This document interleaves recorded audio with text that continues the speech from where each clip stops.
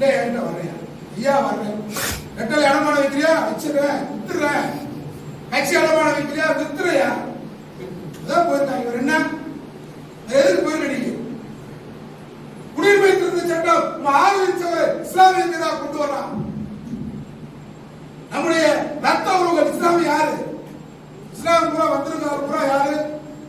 இதயத்துல எந்த ஊருக்கு வந்திருக்காரு? அரேபியா இருந்தார். அமெரிக்கா இருந்து துபாயில வந்தாரு. நம்ம ரத்தம், நம்ம உடன் பிறந்த ரத்தம்.